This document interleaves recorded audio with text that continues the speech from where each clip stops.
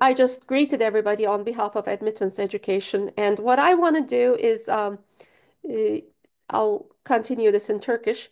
E, Sunumu iş arkadaşımız ve Almanya'daki başvuruları bizim için yönlendirecek Jacob Tang'a çeviriyorum. Olur mu? Sunumu esasında o yapacak. Onun için ben sadece Türkçe tercüme gerektiğinde arada gireceğim ve Türkçe sorularınız olursa onları da e, tercüme edebilirim. How does that sound? So with that, I will kick the ball over to you. Okay, let me share the slide first. Perfect. Thank you. Okay, can you see the slide? Perfect. Yeah, totally. Okay, so my name is Jacob Tong, and let's start this presentation right away. Um, Second. So, let's go to the same slide. So before I introduce myself, I want to introduce the German higher education system. So why would you apply for universities in Germany? There's the first point is because of the money. There is no tuition fee in most states in Germany, except in Baden-Württemberg and in Bavaria. And KIT, for example, from yesterday is actually university from Baden-Württemberg. That's why the tuition is 1,700 euros per semester per year, and that's not usual for Germany. So in other German universities, the tuition is completely free. So there's no tuition. So every semester, students have to pay 100 to 350 euros, and that's for the administrative fees. And the second thing is, even though the universities in some states cost money, there's a lot of scholarships in Germany. For example, DAD supports over many students in the past few years or in the last decades, students for over the world to study in Germany, and that they cover their living expenses. So if you get a scholarship from DAD, you may have monthly payment from them for like 1,000 euros, and that covers your entire study in Germany. And there are many English programs. That's the third point. There are 117 English programs, and those programs are completely for free. And then if you include the programs like the program in KIT and then other private university programs, there are even more than that. And the fourth point is after you have a degree in Germany, you actually have the opportunities to stay in Europe. And if you can speak German, the chances are very high that you could stay in Germany. Okay, so that's a quick introduction of German higher education. Yazim, do you want to translate this part? Thank you. Yep. Niçin Almanya'daki üniversite part I was also responding to some early questions already starting to coming. So sorry about Mhm. that. Biliyorsunuz ki Almanya'da genellikle eğitim ücretleri çok daha düşük oluyor. Onun için zaten talep var ama e, bazı bölgelerde mesela dün izlediğimiz Karl Benz Karlsruhe'de mesela yabancı öğrencilerden bir ücret talepleri olabiliyor. Onun için zaten bir tuition bize prezente etmişlerdi dünkü sunumda. Kaçıranlarımız için gene YouTube'da onun olduğunu hatırlatmak isteriz.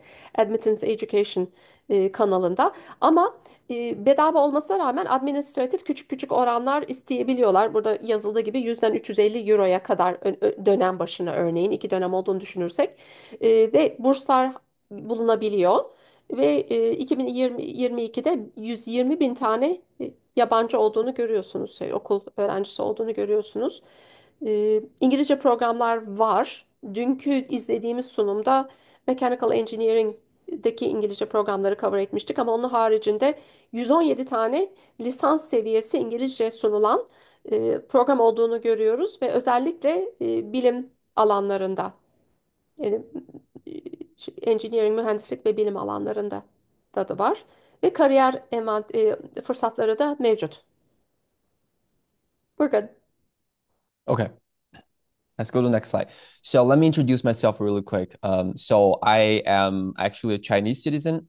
I moved to the United States for high school. So I moved to the United States when I was 15, and I went to boarding school there, and then I received my undergraduate degree at Franklin Marshall College in Pennsylvania. Mhm. And after that, actually, I moved to Germany to improve. So when I was in college, I studied political science and German. And in order to improve my German proficiency, I moved to Germany to get a master's degree at the University of Bonn, which I paid nothing. And then after that, I worked as a data scientist at the German Federal Statistical Office. So I was working on a project specifically on the German census. So we do the population surveys in Germany, and I did that for 3 years. And then after that, I really want to do something that's more, so to speak, that's more personal for me.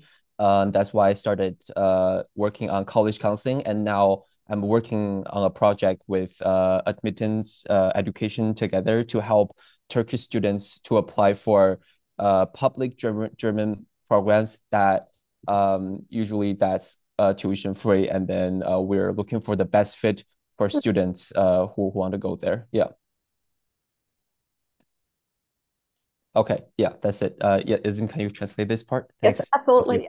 Jacob aslında Çin vatandaşı olmakla beraber lise çağlarında 15 yaşındayken Amerika'da bir boarding school'a geçti ve orada bitirdi liseyi. Ondan sonra çoğunuzun duymuş olabileceği Franklin and Marshall ki önemli bir üniversitedir. Oradan bitirdikten sonra kariyerine aslında Almanya'daki bir üniversitede University of Bonn'da devam etti.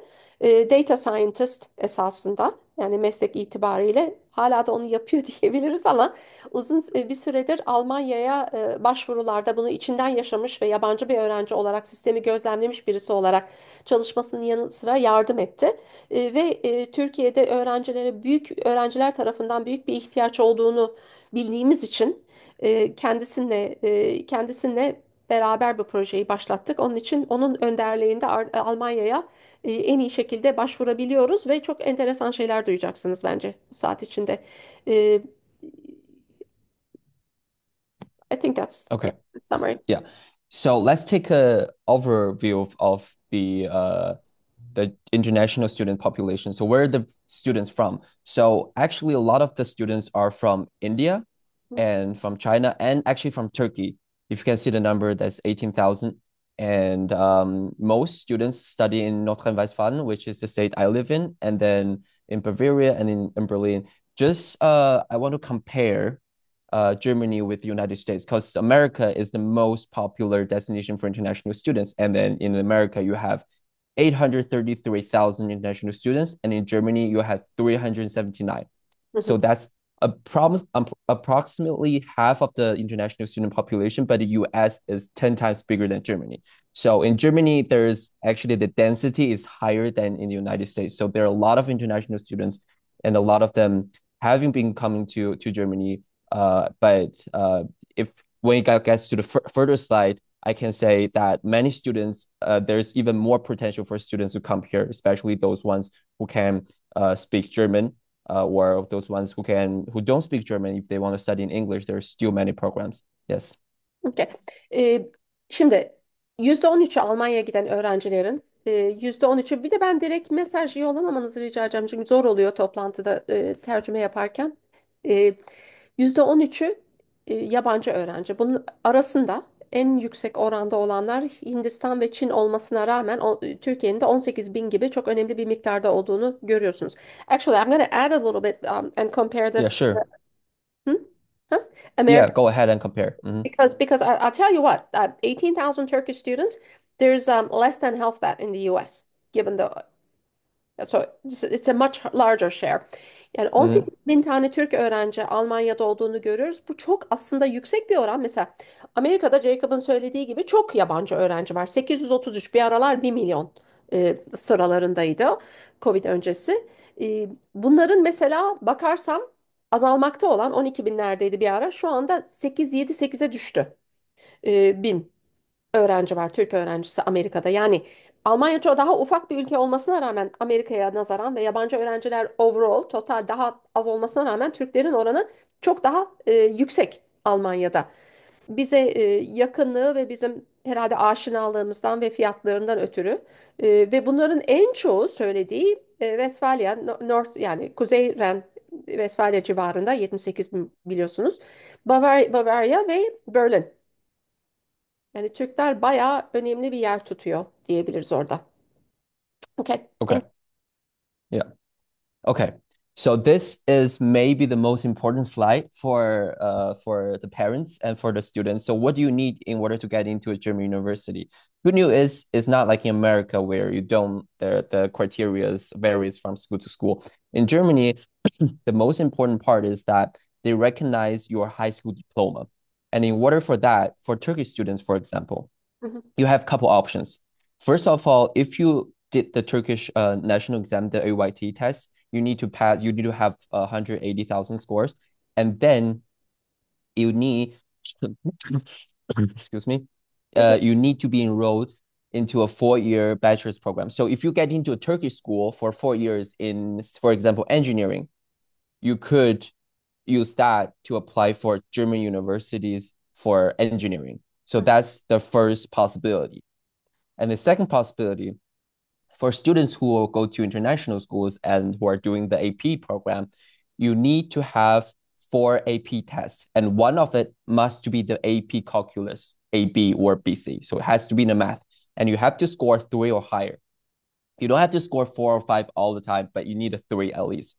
And for the A levels, it's very straightforward because it's the British system is very similar to the German system. You need minimal grades of C's, and then the IB program is very standard too.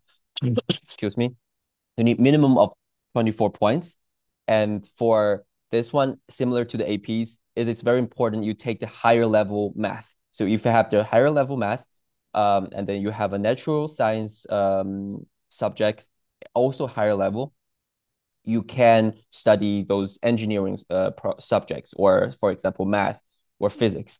And if you have that, you can enroll into certain, like a lot of the programs that are not that are not very competitive, but there are programs that are more competitive. And I don't want to, like, I don't want to introduce that because that's another topic. It varies from programs to programs. But if you want to study things like math, physics, usually they're actually not competitive. Competitive subjects are medicine and psychology. Those two are very competitive. For that, you need to have a higher grade. And then how they grade that, they have a different system. And then if for students want to study that, we can definitely talk about it later. But for now, this is the thing that you need in order to get into a German university. Yes. Okay, I'll just keep it very high level if that's Simple. okay. A Yeah, lot of detail. sure. Şimdi Yeah. birkaç tane üniversite kabulü için yol var. Lisans seviyesi programlar için konuşuyoruz sadece. Onun üstünü değil şu anda. Birincisi Türkiye'den 180 bin üstünde AYT testinden alıp 4 senelik bir mühendislik ve lisans seviyesi programa kabul edilmiş olmak, değil mi? Subject restricted, yani o programa nitelikli. Yasemin, ekleyeceğim bir şey olur mu orada? Aşağı yukarı doğru söyledim mi? Evet, doğru. Tamam. Burası. Tamam. Şimdi bazılarınız, çünkü hangi liseler söylediniz, onlara bakalım. Mesela yabancı bir liseye gidiyorsak eğer, yani Türk Milli Eğitim Bakanlığı'nın diplomasıyla başvurabiliyoruz. Onun haricinde Amerikan sisteminden, yani AP'lerimiz mesela Robert, işte Üsküdar'dan da var hala, eskiden AP almış olan öğrenciler şu anda veyahut da dışarıdan. 4 tane AP testi, bunların 3 veya da daha yüksek olmaları gerekiyor. Tabii 4-5 olabilir ama minimum böyle Hollanda gibi seviyesi 3 ve üstü. İngiltere'deki I level'lardan C ve üstü. Yani bayağı aslında yumuşak kriterler bunlar. IB programlarında ise 24 ve üstü.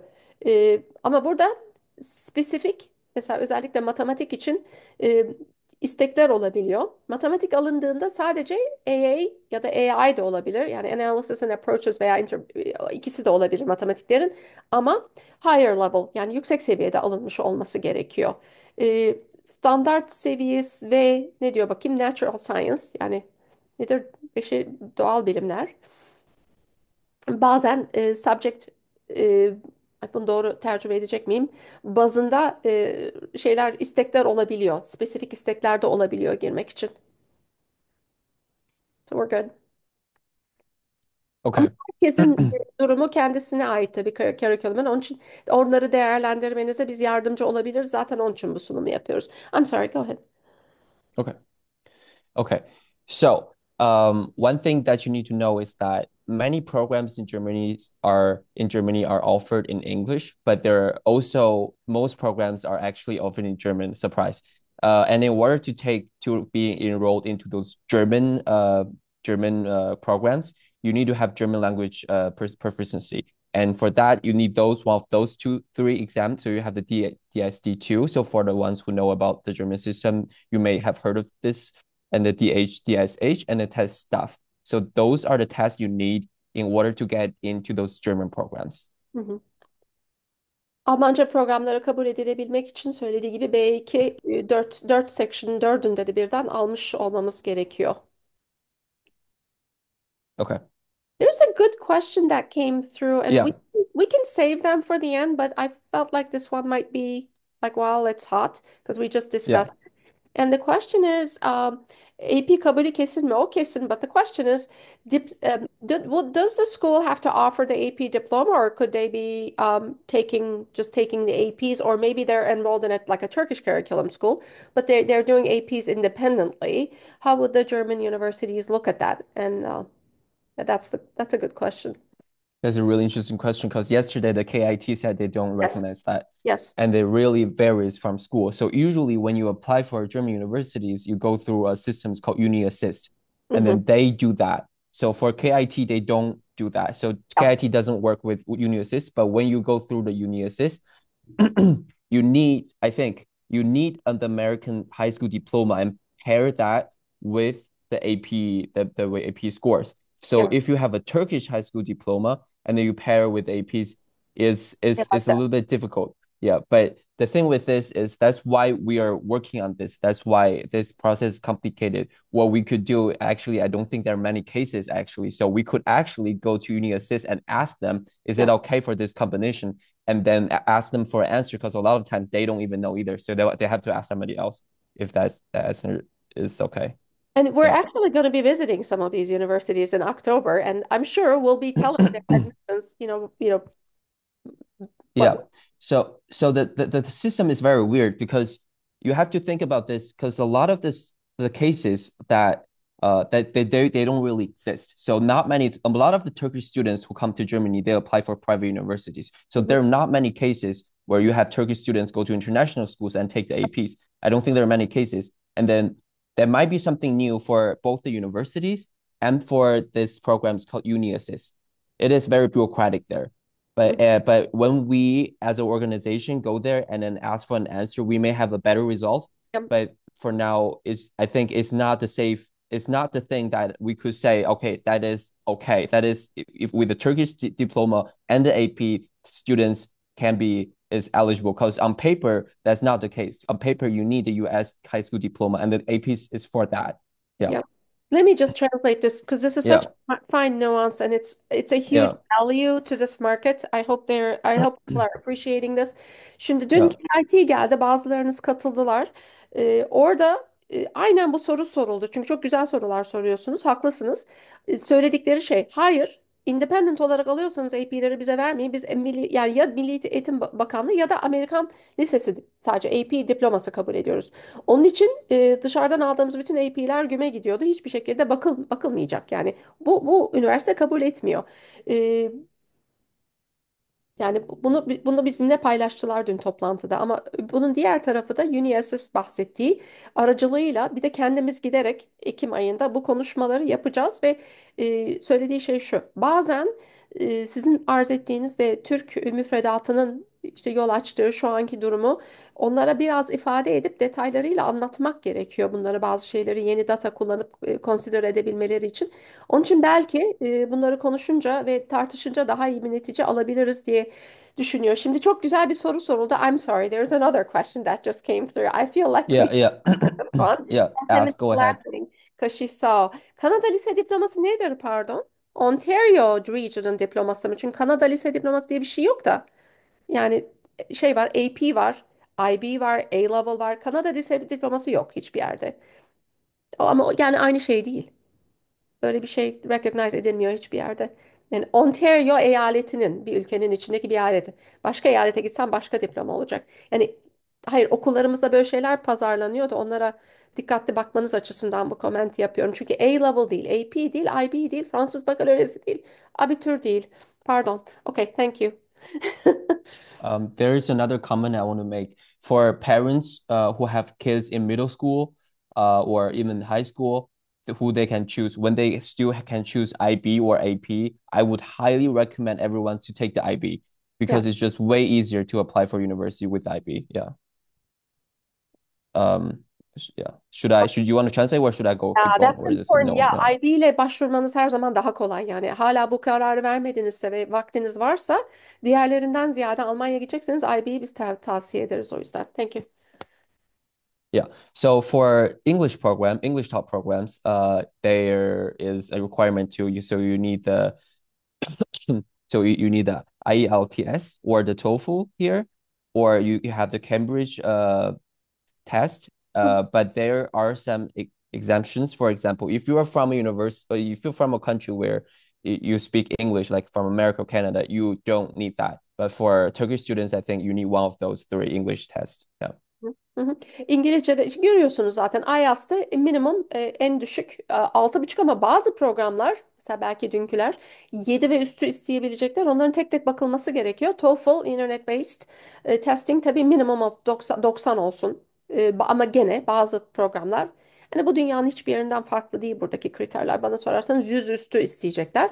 Cambridge C1 seviyesi Advanced C2 Proficiency çoğu üniversite tarafından kabul edilecek. Ve tabii Okay. İngilizce doğal dilinizse yani ana dilinizse orada bir exemption yapabilirler. Thank you. Yeah. So another good thing for students from everywhere who want to apply for German university is that the deadline is very different from the ones in America. So it's way later. For example, we take the KIT and the TUM. Those are the two probably the best university in Germany. Their deadline for the winter semester. So the winter semesters start at the beginning of October. And for that semester, you only need to apply before July 15th. And that's for all the students, but for international students, they do advise you to apply before that. So I would advise international students, for example, tourist students, to apply in May. When the portals open, you apply as soon as possible. But that's still May is a different timeline than, let's say, in November or December. That's for, I think, for American university when students start to prepare for their application. So for students who are currently applying for American universities, they could still apply, like for this year, they could still apply for the German universities at this point. I mean, but most will Yeah. yeah, likely start in the fall. Like most Turkish students follow that because of their own high school calendars too. Yeah. But let me translate this.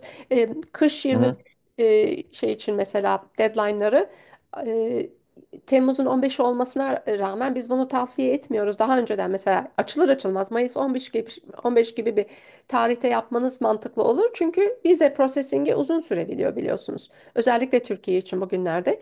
Ve bazı programlarında bundan biraz böyle varyans gösteren kriterleri olabiliyor. Mutlaka web sitelerine bakarak devam etmeli ve karar vermeli.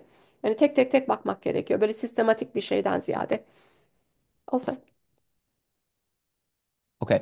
So now it gets more interesting. So we got the boring stuff. Now we went over that, and then here are two examples I really want to highlight for parents and students from Turkey. So one example is a business degree, and this program is taught completely in English. It is located at near Erlangen Nürnberg. So this program is located, for example, in Nürnberg.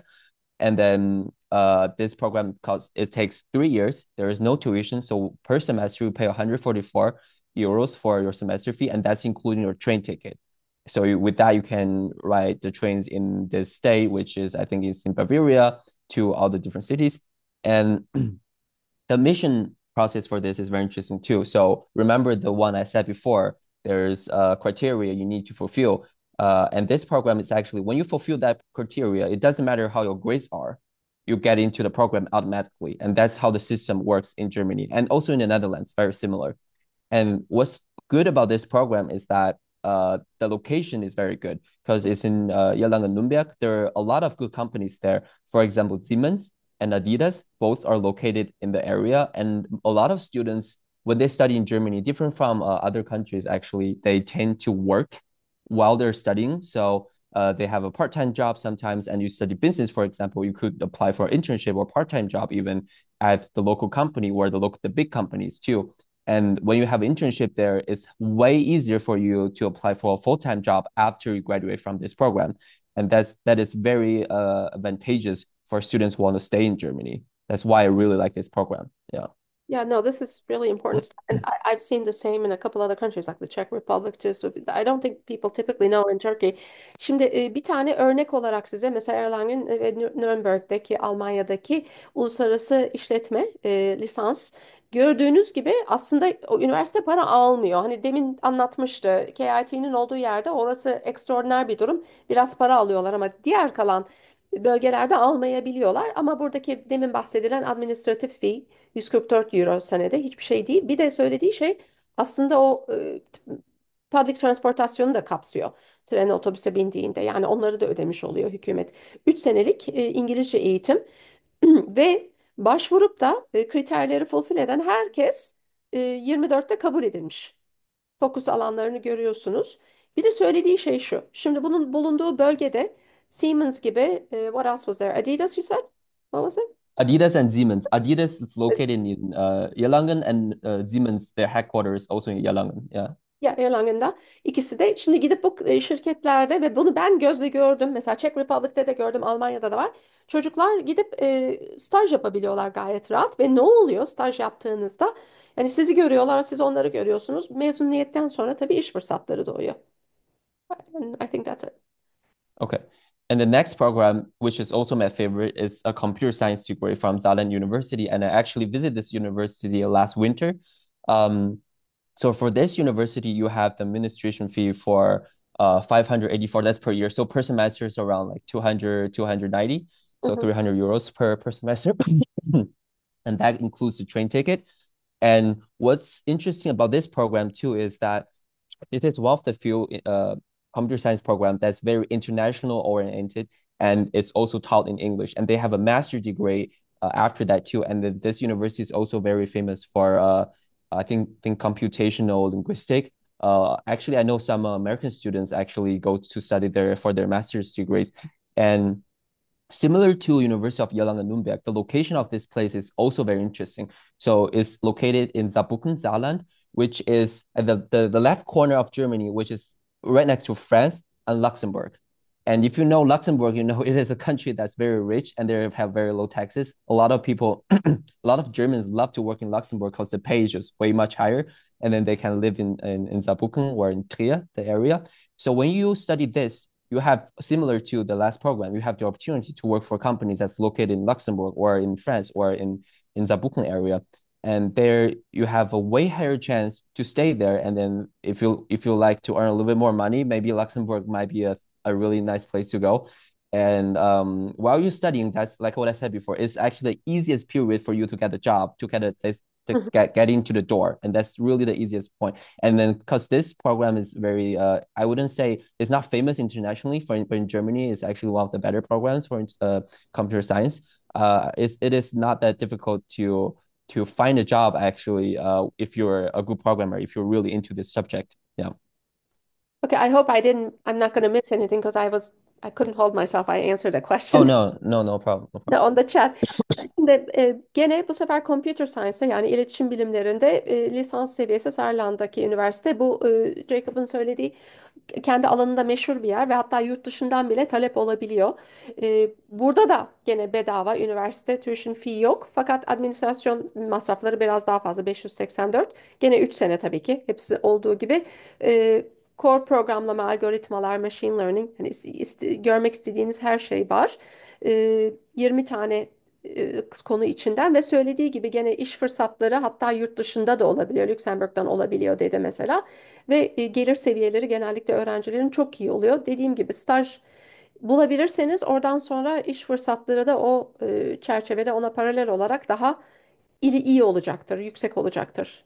Did I leave anything out, Yasemin? Or? Yeah, I think there's one thing I miss about the admission process. So this one is a little bit harder to get in. So when you have the high school qualification, they have another phase for to examine you. So usually you can take an online test, or they can interview you, or if you went on the math competition, though you don't, if that's the case, you don't have to take those online tests or interviews, but there is kind of like an online or in-person examination for for example, your math and physics, or I think mainly math knowledge.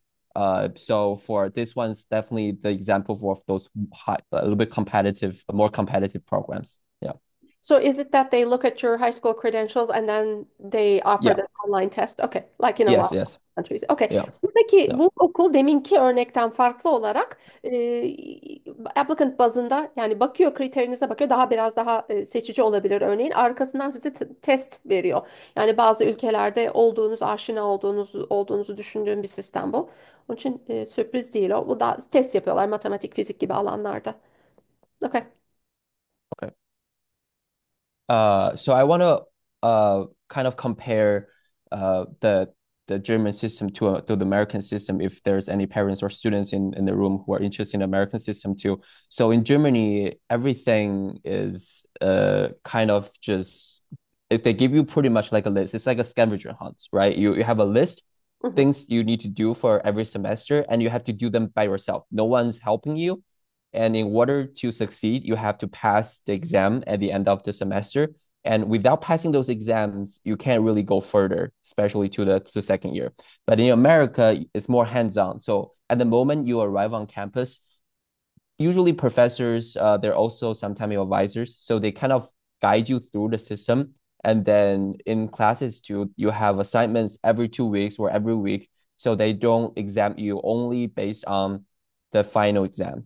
But in Germany, it's a social system. So they want to make sure that since they let everybody in who are qualified theoretically for universities, they want to make sure that the ones who stay, they are actually doing the work. So they make sometimes the hurdle a little bit higher during the first year. So just for the students who are not working hard, they can't continue their study. But in the States, it's very different because they make sure that you work hı hı. and they make sure that you succeed. And that's a very different system. So it's more like a guided tour. Like I usually make a comparison, like the American system is more like you buy a furniture from the store and then you just get a furniture at your house, right? But the German system is more like IKEA. Yeah. So you go to IKEA, you put everything together. You have to do the work by yourself, otherwise you can't get a product. Yeah. That's such a good analogy. Şimdi bu, Thanks. bu çok büyük bir nüans aslında dünyaya böyle bakmak lazım. Sadece Avrupa'ya ve Almanya'ya değil ama söylediği şey şu. I'm gonna start with the US because Yeah, describing it. of Amerika'daki course. sistem size yani accommodation açısından da aslında çocukların işine gelen ve en çok dikkat edilen yer orası. Her şey böyle yapılanmış. Alacağınız dersler, orada konuşacağınız counselor, profesörlerin verdiği ödevler, size hatırlatılmaları, discussion grupları, işte gidip ondan sonra anlamadığınızda gidip sorabileceğiniz teacher's assistant saatleri, deneyim. Bunlar hepsi önceden hatta mesela zorluk çekenlere tutorial bile veriyorlar. Yani böyle şeyler var. Bunlar Amerika'da var. Avrupa'da, İngiltere'de çok daha zayıf olduğunu biliyoruz. Bir de Amerika'ya girip baktığımızda şöyle bir şey düşünün. Bunun en böyle ekstrem örneği gibi. Size gerekenlerin bir listesini veriyorlar. Çünkü Scavenger Hunt'ın tam Türkçe tercümesi var mı bir oyun ama çöpçü avı falan diyorlar galiba Türkçe'de. Emin değilim. Bir yani çocuk oyunu gibi. Enine bunları topla gel diyor mesela ama nereden toplayacağını, nasıl toplayacağını hiçbir şekilde söylemiyor. Onun için aynı guidance'ı bulmayı Almanya'da beklemeyeceksiniz. Bunun da implikasyonları mesela herkes için doğru değil tabii Almanya. Yani oraya geliyor laf ya da belki özel bir şeyler yapılması gerekecek. I just translated and said maybe the implication is that Germany is not for everyone, or you have to do specific things to survive Yes. in that environment. Because Yes, yeah, you need to be a of certain course. sort of independent person. Yes, absolutely. Yeah. Okay. So this is also a very important slide, I think, for Turkish parents and students, because a lot of the students do go to private universities. Mhm, Um, so in Germany, there's three types of university. There's the research universities, like the one we mentioned, the TUM, the KIT, the University of Nuremberg and Erlangen-Nuremberg, and then the University of Saarland. And then you have the University of Applied Sciences in Germany. It's called Fachhochschule. And then those universities are less selective, which means it's easier to get into those universities. And the subjects at those universities are also very different from the research universities. For example, research universities are famous for their medical programs, like to study medicine or law, those traditional subjects. But in applied sciences, you may study things like marketing or event management mhm, or maybe filmmaking or journalism. Those are very specific and they kind of connect to a very direct career path. So they're for different purposes. But in general, I would say research universities have more resources, which means they have more money Mhm, and they're more privileged. They're better seen in society. The applied sciences universities, they could be a really good option if you know what you want to do afterward. And they do help you to achieve your goals. If you want to become like a marketing manager at a local company, then it's a really good place to study.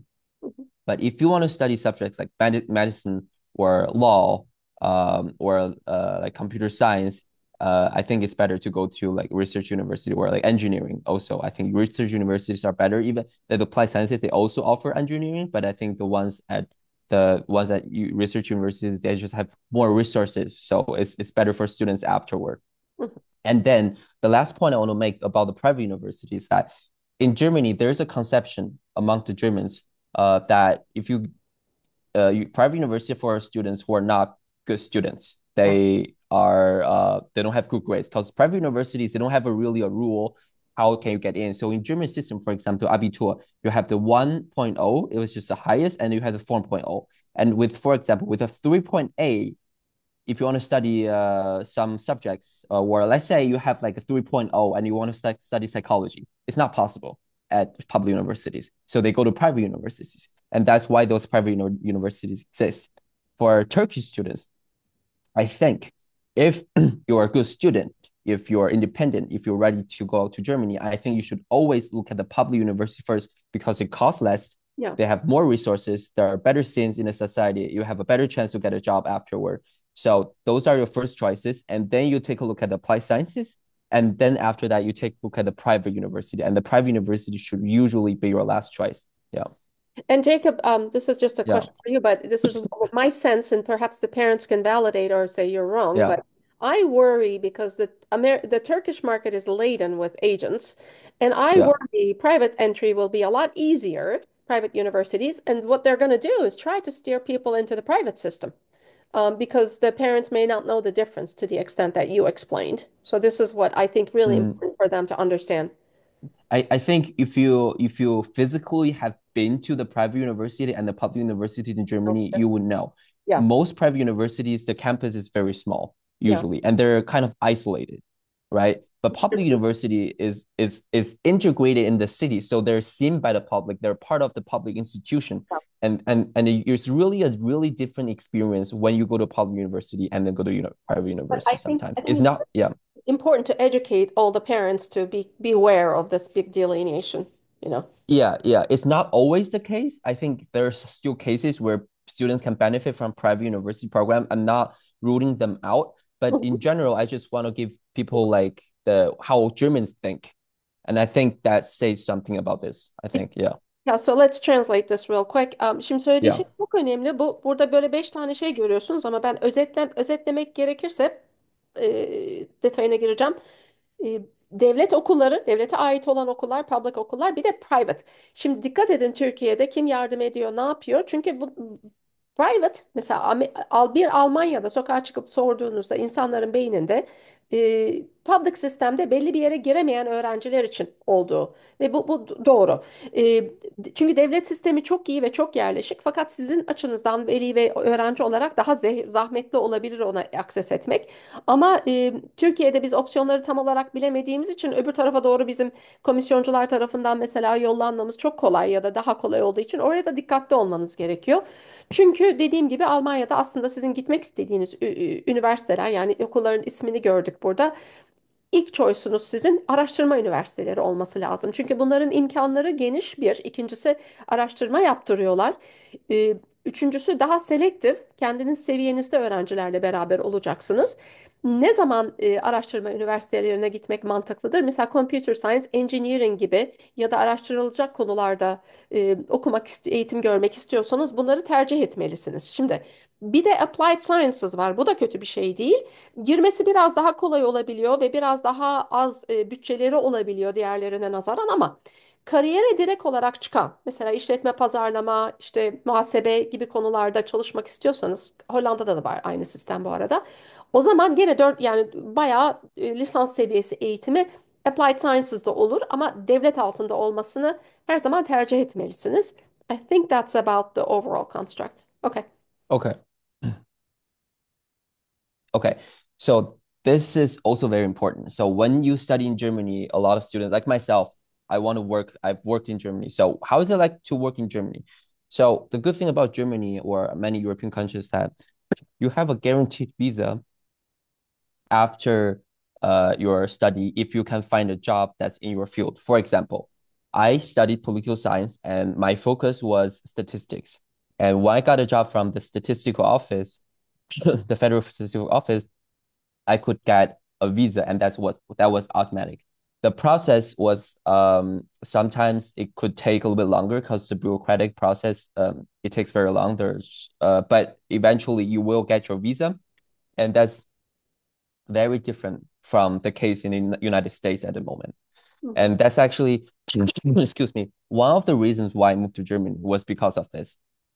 And then, well, I think my favorite part of working in Germany is that you have a lot of vacation days. So usually you get 30 days. So so theoretically, on paper, everyone's offered 20 vacation days, paid vacation days, but usually you have 30 days. Like it's pretty standardized.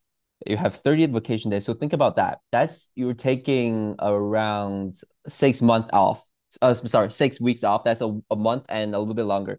And you can it's just you have that's outside of your holiday. So and then you have like right now you have the Eastern holiday. We have tomorrow's the day off, and then Monday's the day off. And a lot of the Germans they take this entire week off, so they have a long like 8 days, and then with that with only 4 vacation days. So the Germans take a lot of vacations. That one of the reasons why things never get done in Germany, which is not good. And then one of the my favorite part about many European countries, for example, Germany, is parental leave. So as a mother, for example, I had a colleague at work. She got pregnant and then she took a year break, so 12 months. And during that time, she got I think 60% of her earnings, or I think 60%, 80%, but of her earnings, and that was and after that she could still come back to office and get work in this in as for the same company, for the same role, and that is also written in the law. So every company has to apply. Every company has to accept that. Another thing, health insurance is also mandatory, and that's one of the reasons why the money you get at the end of the month is way lower than the money how do you say the money before taxes. So cause part of your taxes pays for your health insurance. So the more you make, the more percentage you pay for your health insurance. And then the taxation is also very progressive. So you should note that. But at the end of the day, I think in Germany the salary is still pretty okay in comparisons to a lot of other countries. Yeah. Mhm. Oh boy, that's a lot of information. So I'm Jacob, sorry. Yeah. no, it's good, it's good stuff. Söylediği şey duyduğunuz gibi Amerika'da liseye gidip üniversiteye gidip arkasından Almanya'da çalıştı ve şu anda iş hayatına orada devam ediyor. Bunun belirli sebepleri var, yani herkes için geçerli. Mesela başka bir ülkeye gittiğinizde orada kalıp kalamayacağınız garanti değil, ama garanti viza sözünü okuyabiliyorsunuz ilk kutuda benimle beraber. Eğer bir iş kontratınız, yani teklifiniz varsa ve o konuda eğitim gördünüzse orada kalabilmeniz neredeyse garantili, benim anladığım kadarıyla. Ve bunu biliyorum çünkü benim eşim de Alman ve Siemens'de çalışıyor. 20 gün tatil veriyorlar ve normalde 30'a kadar çıkabiliyor. Yani e, 6 hafta gibi bir tatil alabiliyor. Yani dünya mesela Amerika'da böyle bir şey yok. Ben size direkt söyleyeyim. Sorry, I'm comparing the vacation to the US now, where my son just started to work this last week and he gets 2 weeks. Sadece 2 hafta. Mesela genelde Türkiye'de de aşağı yukarı öyle değil mi? Doğru yanlış bilmiyorsam. Yani 2 hafta, 6 hafta, müthiş bir fark var. It's a hugely different. Um, Ayıp olmaz, onu da soralım. Görüyorum şimdi mesajı. Parental leave, yani bebeğiniz olduğunda, yani Amerika'da ben size söyleyeyim mi? Yani resmen ananızı ağlar. 2 ay, 8 hafta, 10 hafta, yani lütfen verirler. O da kısıtlanıyordur, Allah bilir. Burada 3 seneye kadar ve 14 ayı ödemeli. Yani %100'ünü vermese de ona yakın verecek. ödeme veriyor. Is it both parents they offer the parental leave? No, no, one, only Just one. one. And then usually, when No. the father earns less, the father goes to parental leave because it makes more sense. So whoever makes less money go on parental leave, and Perfect. then they still get, I think, 60 to 80% of the earning Yeah. the last months of their payment. Yeah, Anlamışsınızdır yeah, zaten. Anne babadan hangisi daha az kazanıyorsa o genellikle alıyor parental leave'i ve yani full maaşa yakın. Tam o kadar değil ama o 14 ay, yani 14 ay müthiş bir şey. Yani Amerika'da hiç karşılaştıramazsınız bile. They did ask a good question. They said, "Can you give us an idea about the salaries compared to maybe yeah, the US? Like, is it yeah. 65, 80, 70%? What do you think?" Okay. I know both countries actually. So in Germany, I think the average salary is around, I'll say it's 50,000. That's the average for everybody, right? Mhm, So for I think for university graduates, I think you can think about, I think depends what subject you study. If you study computer science engineering, you're aiming for the 60 to 80K. That's the brutto in German. That's before taxes. mhm, And then for subjects like social science, maybe you're thinking around the 50K. So in mhm, that area. And then the thing is the taxes is also is almost 40%. So you just pretty much like if your earning was 80,000, you're probably gonna get maybe close to 60 or even I think 55, something like that. That's your after taxes, that's your income. mhm. Um, so that's the standard. But in US, it is a very tricky question because right now the market is not looking very well. And then if you're a CS major, it's very hard to get a job. But usually you can make six fingers if you're a good student, I think. Yeah, I you think can. some is You can. yeah. Yeah, recent. So okay, and your numbers were quoted in euros or dollars in per year? So no. The for Germany was in euros. For Okay. for America, six fingers is the USD. Yeah. Şöyle karşılaştıralım. İyi bir soru bu. Çünkü söylediğini tercüme edeceğim ama Amerika'dan da ekleyeceğim. Ee, Söylediğini duydunuz. Computer science ya da böyle mühendislik gibi daha böyle daha kazanç potansiyelinin yüksek olduğu bir alandan bahsediyorsak ne dedi? 80'e kadar bile olabilir ama vergi öncesi gross'tan bahsediyoruz, brütten bahsediyoruz yani. %40 vergi olduğunu düşünürseniz geri dönüp net income'ınızı, gelirinizi hesaplayabilirsiniz. Eğer social sciences, işte belki pazarlama okudunuz, işletme okudunuz, orada işte 50 60 gibi 50 olabilir. Şimdi alıp da bir computer science'a Amerika kontekstinde baktığımda yalnız iki tane bilgi verdi ki çok doğru. Çünkü ben de bunun içinde yaşıyorum. Şu anda bütün şirketler işten çıkarıyorlar. Yani herkes, kimse iş arayamıyor bile. Bir de computer science çok iyi gitmiyor Amerika'da. Ama salary'ler genelde maaşlar 100 bin dolar falan. Jacob'ın söyledikleri euro bazındaydı, Almanya referanslı olanlar. Yani öyle karşılaştırabilirsiniz. Olur mu? Ama Yeah. I was just saying, I know, like Siemens, in the US, Mhm. or Yeah. Dell Computer, these are companies where I know people or have family working, they're all laying off. Yeah. So it's also not very easy. It's not easy right now. Right now, the market is not very good. So Terrible. we can't guarantee anyone like the market is really not looking very well. So no one knows what's going to happen. But Yeah, one thing about Germany is that you will people go. make less money. Yeah. People you should know, like I think the listeners should know that in comparison to the United States. I don't know about Turkey, but compared to the States, people here do make less money when you think about college graduates. However, here costs also less, right? So like my apartment, I have a 60-meter square, so two rooms apartment, which is very spacious for myself. I only pay 1,000, and that covers everything, 1,000 euros. In the States, I have friends in New York pay over 3,000 living in Manhattan or even more for a Mm, tiny little room. So even in LA, you need at least I think 2,000, yeah. 2,000 something for a room. So you have to take that into consideration, the living standard as well. Yeah. Yani söylediği şey, maaşlar daha düşük olmakla birlikte Amerika'da iş güvenliğiniz yok. İş bulamıyorsunuz zaten yabancı öğrenci olarak. Bir de şu anda da çok kısıtlı bir durum var. Ama dedi onun diğer tarafında yaşam şartları çok daha makul. Mesela kirası 1.000 euro olabiliyor. Çok güzel, iki odalı büyük bir yerde oturuyor ve iyi bir yerde oturuyor. Mesela bunu Los Angeles'taydı geçen gün mesela. 2.000 dolar civarında kira bulabilirsiniz. New York'ta 3.000'den başlar, küçücük böyle şey gibi, klozet gibi bir yer yani hiç otur hani içinde kalmak istemezsiniz New York'taki apartmanlarda. There's lots of questions popping up and I will just wait for the end on some unrelated other. Okay. Okay. Um, this is another thing that I think a lot of parents are asking. Maybe they're asking right now, or they will ask later. So, the visa and the permanent residency, how do you get that in Germany? So, as I mentioned before, um, uh, a lot of students they work while they're studying. So, in Germany, you're allowed to work 20 hours per week while you're studying. So that's I think that's counted over a year. So how many there's a certain hours you can work per year, and then you can't go over that because you have to study. So students do tend to work. So I give you an example. I worked 20 hours per week when I was studying at the University of Bonn. I had a job at a university.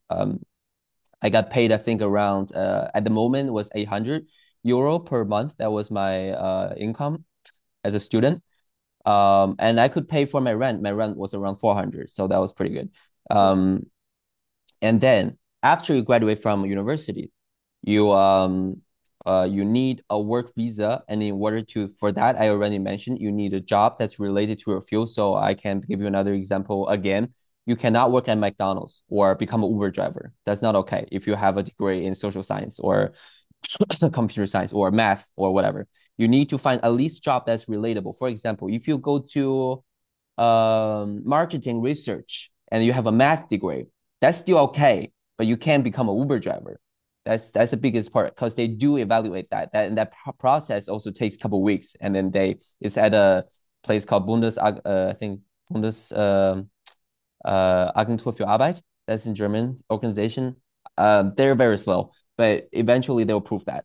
And then a really good thing, another reason why I moved to Germany is that the permanent residency, when you have a college degree from a German university, it only takes 2 years if you have a full-time job after. So here's an example for me. I had a college degree, was a master's degree. I only studied for 2.5 years. So not that long, only like 2.5 years. I did my master's degree and then I worked full-time Mhm. for 3 years. But after 2 years, I could apply for the permanent residency, which I got. It took 3 years because the bureaucratic, the office took too long. So it's like there's always delay, delay, delay. But eventually, I got my permanent residency because that's my rights. So that's another thing that I really like about this policy because it only takes 2 years to get your permanent residency, and then after that, you don't need a visa for Germany. Yeah. Perfect. Söylediği şey çünkü yani Amerika'dan Oh, gidip de oh well let me just mention sorry. it quick. We'll hurry Yeah. because we're at the top of the hour, but I don't know what we'll do. That was a mistake. I'm sorry. I just No, no, no. that I'm was a just mistake. saying Yeah. we have some more material to cover, which is all important stuff. 20 saate kadar öğrencilere çalışma izni veriyorlar. O da zaten üniversite öğrencisiyken Bonn'da bunu yapmış. Eğer bir Almanya'dan bir dereceniz, bir de bir iş teklifiniz varsa ve bu böyle gidip de işte hamburger yapmak değil de gerçekten eğitim gördüğünüz bir konuda olması lazım ve bunu track ediyorlar. Girip burada kesinlikle iş bulabiliyorsunuz demiştik zaten ve 2 sene içerisinde. Şimdi bazen bu bürokratik sebeplerde kendisi için birazcık daha uzun olmuş ama söylediğine göre ama çalışma vizesi alabiliyorsunuz. Ondan sonra yani bir de Almanca bilgisiyle B1 ve yüksek Almanca seviyesi diyor. E, yani ondan sonra başka iş bulabilirsiniz. Yani onun için bayağı ne diyeceğim? Atraktif gözüküyor. Olumlu gözüküyor Türkiye açısından. İş bulmak açısından. Okay. Okay. And the German job market right now, it is still the strongest economy in Europe. It's still the case. It might not be the case in a couple of years, but who knows? The unemployment rate is still pretty low. It's 6.3. That's the March of 2025. So it was last month. There is a huge shortage of skilled laborers, especially for jobs like plumber or like nurses. There's just not many of them. A lot of them are coming from some Eastern European countries to fill those gaps. Mhm, Especially when you go to German hospital, you can see that right away. And for the high demand sector, there's also a need. For example, IT, healthcare, logistic, engineering. There are just not many people who are studying those subjects like Germans because they like to study I don't know, like social science, what I did maybe. And then there's the competitive area, which such as like the companies I mentioned before, there are still very big companies in Germany, such as Siemens.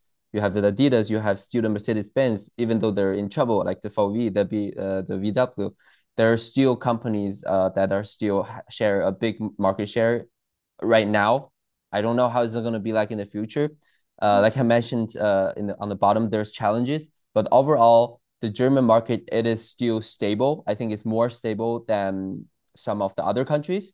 But the challenges, I think it is there for German market, and I think for many other countries as well. But we have to wait and see how it's gonna be. Yeah.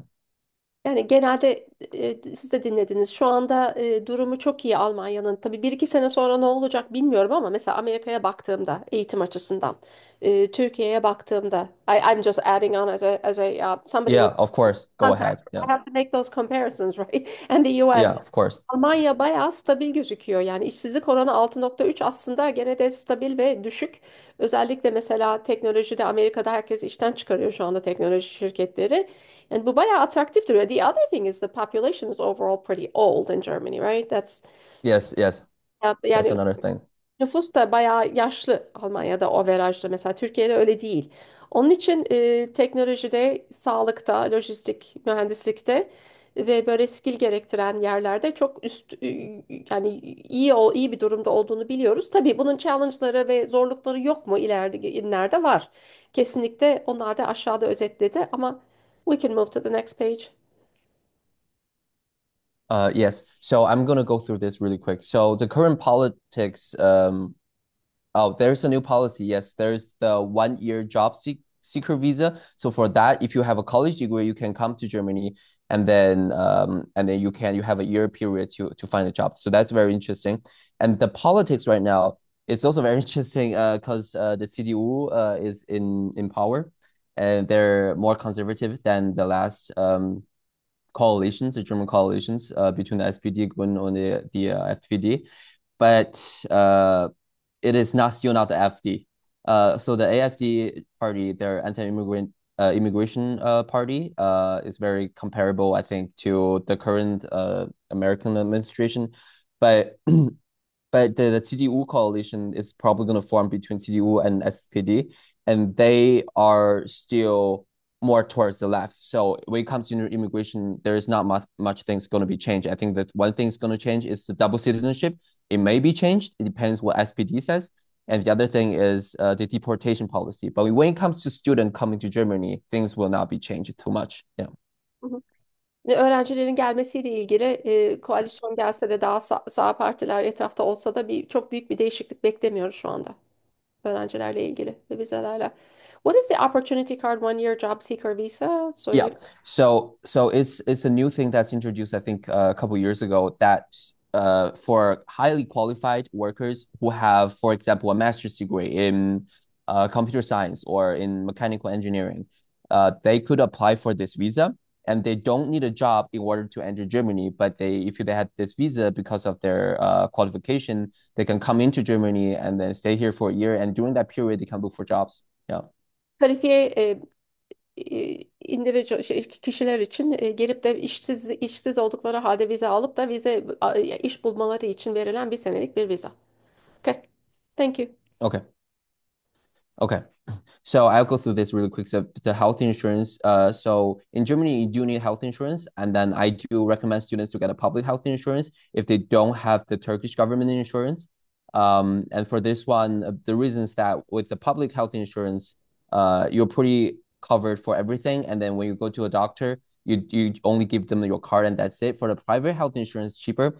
But in the long run, it may not worth it if you want to stay in Germany because when you get older, the insurance is going to be more expensive, and then every time you go to a doctor, you have to pay first, and then you'll be reimbursed for by your health insurance. So it's more effort for you. So in general, I would recommend a public health insurance, and it's not very expensive. It costs only 120 or 130 per month. It's very cheap in comparison to the States. Yeah. Sağlık sigortası ve fiyatlarının çok yani makul fiyatlarda olduğunu görüyoruz. Private'da söylediği yaşlan bu fiyatı artacağı için diğerlerini almak daha iyi olabilir. Bir de benim anladığım Türk sigortası, Turkish Government Insurance, what's that in Turkish? Sosyal sigorta ne sigortası Türkiye'de? I think the AT11 document, maybe 1811. Yasmin could help me on that. Yeah, because I don't know what that is either. Mhm. Evet, evet. Ben burada cevap verebilirim.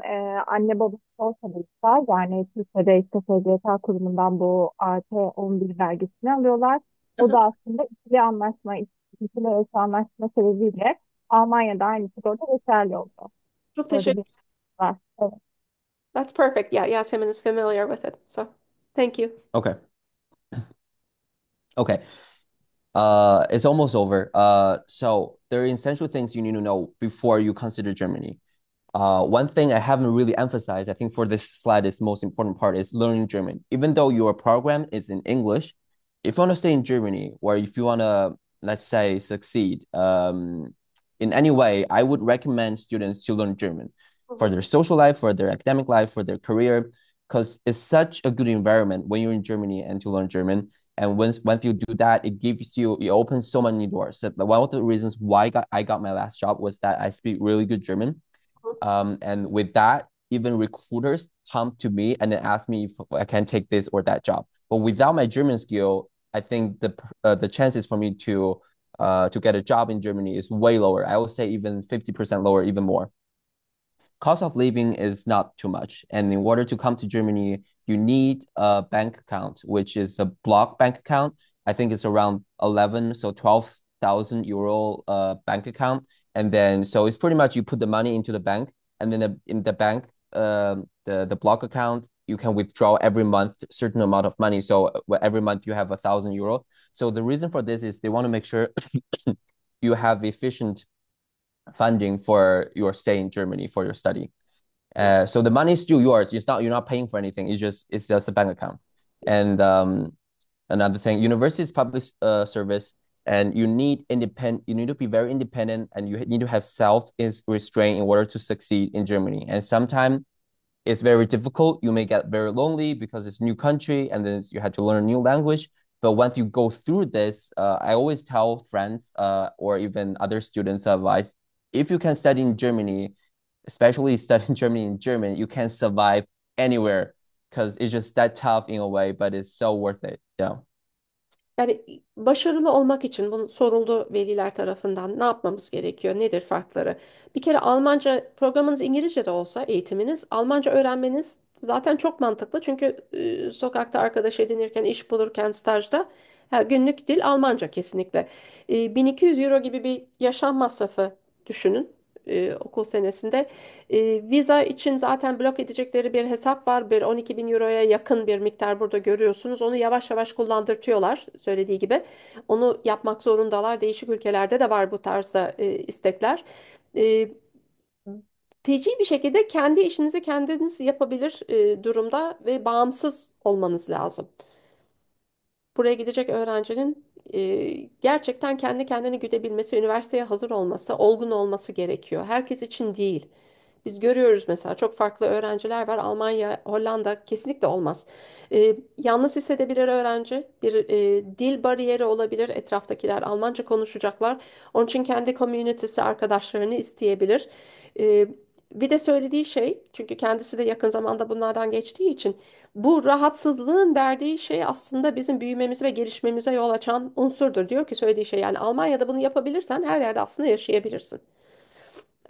There's some questions coming through, but let's go to the end because Yeah.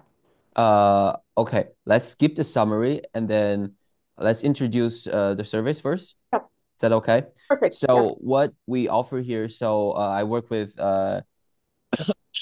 admittance education together, and we're offering currently for college counseling.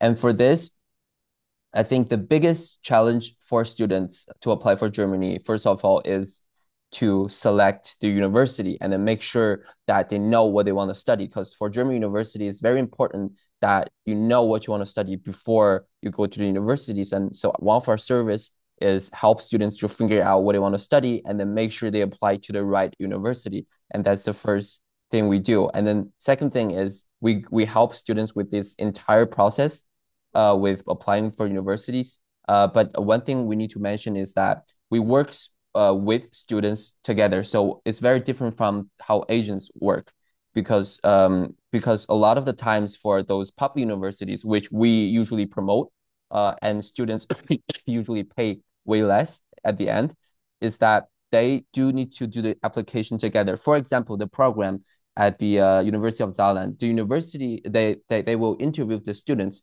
and a lot of times students have to submit the documents by themselves, but we are going to be on their team and then work with them together to work on this application process and then make sure they're organized and then get everything done on time. Yeah. Söylediği şey, şimdi biz ne yapıyoruz?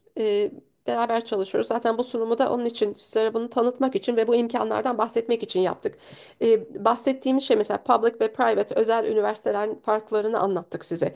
Bizimle çalıştığınızda biz public'leri yeğlemenizi isteyeceğiz. Şimdiye kadar anlatılmışlar sebeplerden ötürü. Ve agentların ve Türkiye pazarında bu konuda el tutanlardan biraz farklı olarak çalışıyoruz. Öğrencinin yanında olup onu gerçekten e, yapmasına yardım edip, çünkü bazen üniversite karşısında çocuğu mesela mülakata alacak. Onu ne yapacağını tamamen bilmesi gerekiyor ve dokümanlarını kendi submit etmesi gerekiyor. Biz onun yanında olacağız. Yani al ver, ben bütün kağıt işlemlerini yapayım, seni özel bir okula yollayayım değil. Çünkü öğrenci için doğru olanı da o değil. Bir kere aslında Jacob anlattı, ben unuttum, tekrar başa dönüp söylüyorum. Ne okumak istiyorsunuz? Sizin için hangi üniversiteler Almanya'da en doğrusudur? O konuda da o seçimleri yapmada, yani Almanya'da oturan, bu işi çok iyi bilen, kendisi bu etaplardan geçmiş birisi olarak çok daha iyi destek verebileceğimizi düşünüyoruz. Okay. Another thing that we work very different from the agents, that we do care where students go, because we also offer a service, a student support. So when students come to Germany, we want to make sure they can succeed for the next 3 or 4 years they're here. So for that, we offer, for especially for the first and second semesters, we offer on-site advising. So it's kind of similar what KIT is offering, but what we do is we are more proactive. So we have weekly sessions, one-on-one with the students, make sure that they're doing their, like, make sure that they're on the right track with their schoolwork. So we give them tips, we give them, we sometimes we work with them together. We find maybe the German courses for them. All the demands, very individualized, what students need. We will make sure they receive that. Another thing that's very important for us is that we want to make sure the students don't feel lonely. We want to make this process a little bit easier. And that's why in our sessions, we also encourage students to go out of their comfort zone and then find their local communities. And it could through sports, it could through their interests, or it could be something entirely new. We want to make sure that students find their group of friends where so the students can feel comfortable. And another thing that we really care is that when students get sick, physically or mentally, we want to be there for them. So if a student, hypothetically, the student lives in Saarland, if she's physically or mentally ill, we will actually offer the service. We go to the city and we visit the students in person and make sure they're okay in emergency, because we want to be kind of like their family members, because that's the thing that I really needed when I was in my master's degree, and no one was really there for me. So I wish we could offer a service that like that, so students could feel like they're at home, even though their parents are really far away. And another two things that we offer is a housing service. So for housing, it's very important that we emphasize we don't guarantee housings, but we will make sure the students have all the resources they can have. So both through the universities or outside of the universities, we want to make sure the students have the right housing. We encourage students, especially, to get a WG, which is a shared flat in Germany, because it benefits them so much socially. And we will help them step by step to find the right wiki by writing the right email, give them tips how to prepare, how to talk to the people who live there, and then to make the right decision. And we will, if they got an interview there and then they want to take a look at the flat, we will go there and then take a look at the flat, and we will give them them honest opinion. When the flat's not good, we will not say it's good, but it's really not good. And then another thing we offer is career guidance. Like when the students are studying, we encourage students to take part-time job because it's so much helpful for their social life as well. And we will help students to find those jobs too. So overall, what I want to emphasize is those two packages, they do combine together. And that's really what makes us difference, that we care student success after they get into the school. That's one of the reasons we think we want to help students to go to the right school. So it's not over, our service over when they get into the school, but we want to make sure they can succeed after the first 2 semesters and then make sure they can successfully complete their degree. Yeah. E, Bir sürü agent var Türkiye'de diye başlıyorum. Paperwork, kağıt işini yapıyorlar, okula sokuyorlar. Ondan sonra %35'i Hollanda'dan geri dönüyor. Almanya'da bilmiyorum kaçtır o yüzde ama gene yüksek bir şey. Şimdi böyle olmaması bizim ilk ve tek amacımız. Yani onun için doğru okula girip ikincisi girdikten sonra zaten sizin sorularınızdan belli ki siz de durumu gayet iyi biliyorsunuz. Burada survive etmek, başarılı olmak çok kolay şeyler değil Almanya'da. Herkese göre değil. Tamam. Diyelim ki girdik buraya gitmek istiyoruz. O zaman ne yapalım? Başarılı olmamız için bize bazı destekler lazım. Ben şimdi servisin ikinci kısmından bahsediyorum. Tamam mı? Bu ikisini combine edebileceğiniz bir şey.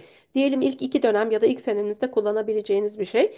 Ve dün Karlsruhe KIT'nin Karl Benz'in toplantısına gelenler dinledi.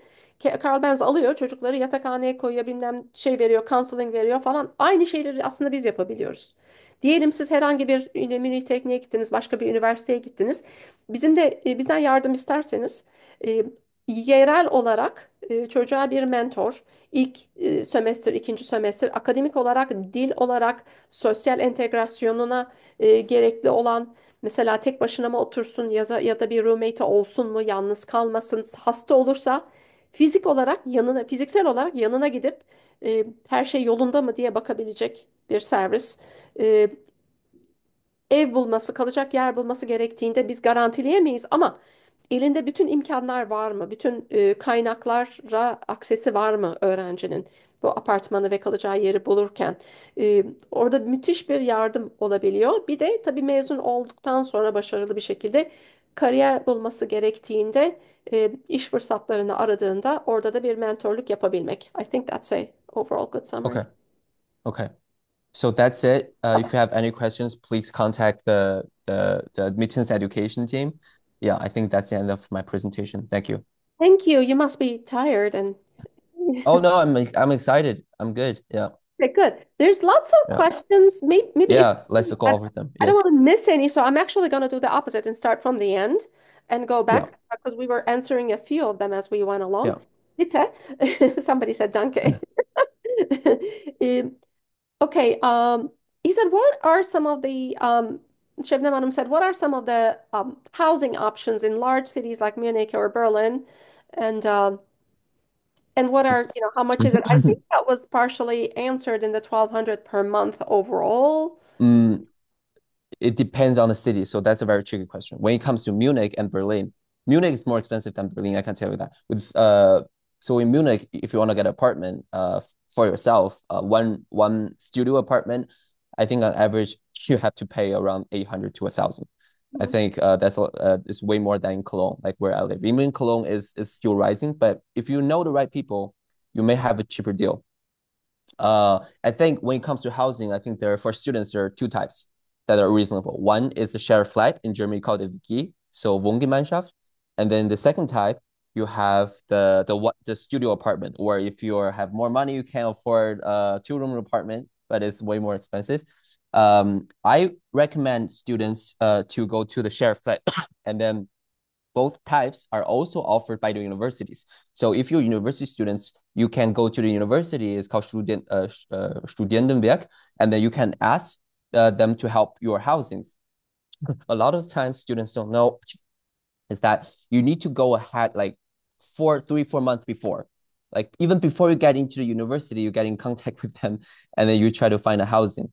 And that sometimes can be tricky. But when you have the housing from university, actually very cheap. Usually, excuse me, I have allergy. Ranges from 200 to 500 euros per month. What I really recommend students to do is to go to the university, ask for their student housing.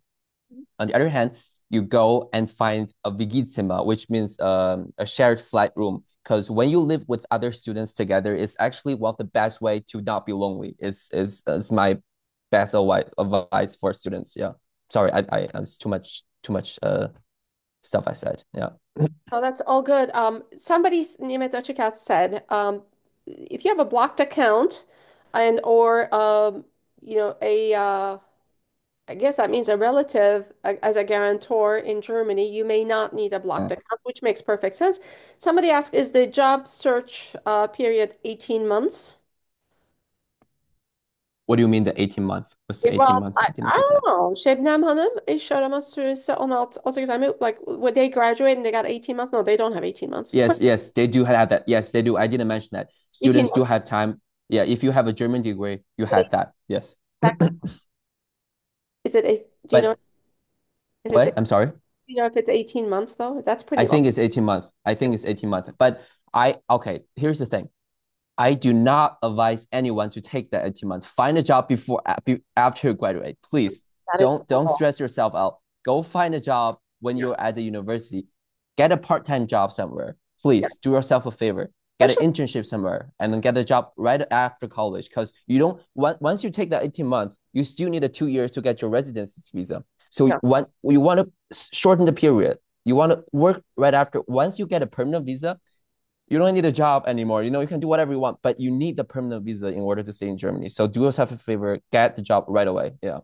Yeah, and you've actually answered some of this because what you've said is it's easy to get internships with the companies and jobs after When you're you're a student, when you're a student. So take advantage of that. Yani uzatmayın işi yes, alın. E, please work as a student. Yes, evet. please work. Öğrenci Yeah. olarak staj yapın, arkasından çalışmaya başlayın, arkasından mezuniyetten sonra hemen bir iş teklifini değerlendirin. 18 ay beklemeyin ki 2 senelik oturma izni vereceklerdi 2 sene içinde. Oradan vakit kaybetmeyin. E, Şebnem Hanım'ın mezuniyet sonrası iş bulma süreleri hakkında bilgi verir misiniz? Galiba onu cevapladık şimdi. I'm just looking at going up. IB predicted. Oh, timeline related admission rate timeline questions. So let's say you have an IB predicted score, you graduate, you get your acceptance into a German university. What is the procedure to check the actual IB scores and how might the timeline be impacted? It's probably just like the UK, right? I think. I think it's very similar to the UK, but in Germany, you submit the application way later. So I don't know when you get an IB score. I think it's in the summer or even earlier than that. In the So summer. you, so think about that. Your deadline for German university is July 15th. So if you get your IB score by then, you can just submit it. You don't need the Evet, yani predicted scores. Yeah. onu anladınız değil mi? IB predicted score zaten ondan önce gelecek. İngiltere ile aynı durum örneğin. Do you know the percentage of like students who maybe this is tough. Maybe you have a gut feel of international students not succeeding and like heading back or something like that. I can tell you a lot of Germans they don't succeed either. Yeah. It is very common for German students to start study I think in German called Jura, which is law, or computer science. Those are two subjects I know very well. I think the 50% of students, even higher than that, they don't keep on their study because a lot of the time they study it, they want to test it out. And then a lot of the time for international students, I do not know many international students do those programs because those programs are in German. But I can imagine for them it's tougher too. But I think international students may have a little bit more motivation to succeed in those subjects. So you have to know it's not like it's impossible to succeed. You just have to make sure you go to the lecture and you go to those workshops and then every day you have to work because no one's going to check you. I mean, well, no one's going to make sure, okay, James, Jane, whatever, you have to work today, right? You can hang out with your friends, you can go to bars. There's so many distractions in Germany, but you have to stay down in the library every day and work 2-3 hours efficiently. And if you do that, I think your chances to succeed is very high if you like the subject you're studying. Mhm. So to answer your question, the rate is very high, the fail rate. But the bottom line is, do you make sure you're consistent when it comes to studying? And if you are, I think the chances of your success is actually very high. So it really depends on how you study, to be honest. Yeah. So true. There's a good question about, and I knew this. Sometimes if you're enrolled in an IB program, you may be exempt for certain universities from IELTS, TOEFL, if with the right English coursework in the IB curriculum. Mhm. I have seen that before, but we would have to check university by university what the requirements are. Yeah. So, so it's pretty late in Turkey. What I want to do is True. let me do this in Turkish if that's okay. Because Yeah, so yeah, yeah, of course. really Please. clear and maybe Yasemin and Hande can join me. Ee, Biliyorsunuz biz Amerika, Avrupa, şimdi Almanya çok zor bir şeydi ama Jacob'ın ekibe katılmasıyla Almanya'yı çok iyi yapabileceğiz bundan sonra. Onun için istiyorsanız Almanya'ya bakmak sorun bize. Hande şimdi bilgileri paylaşıyor. Sadece onu değil. Diyelim siz Almanya'ya gitmek istiyorsunuz ve gidiyorsunuz. Belki abitur okudunuz, Almanya'ya gidiyorsunuz ama orada bir sosyal destek istiyorsunuz. Orada yol yordam nedir? Ben orada oturmuyorum, orada yakınım yok. Ne yapayım? Gene bizi arayabilirsiniz. I'm just explaining that they can contact us for counseling because we have you now. And also, if they're wanting to go study in Germany already, even if they've studied the Abitur at the German school in Turkey, they may need the additional support service afterwards to truly succeed there. Yani bize gelip de Hande hatırlıyor. Almanya'ya gitmiş ama Alman lisesinden, Avusturya lisesinden ondan sonra başarılı olamayıp transfer etmek isteyen o kadar öğrenci görüyoruz ki e, yani bu gerçekten orada destek bir ihtiyaç. Onun için biz öğrencileri sadece bir yere sokmakla değil, öğrenci için doğru olanı yapmakla ilgileniyoruz. Bizim zaten çalışma etosumuz bu. Jacob'ın da bizim de bu. Onun için bu şekilde çalışacağız. Onun için Almanya konusunda yardım istiyorsanız bizi mutlaka arayın. I just said call us if you need any help with Germany as a Yeah, summary. thank you. Well, thank you for the translation and thank you for your attention, all the listeners.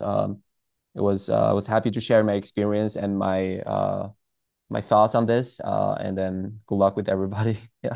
We appreciate it, and I will stop the recording with your permission.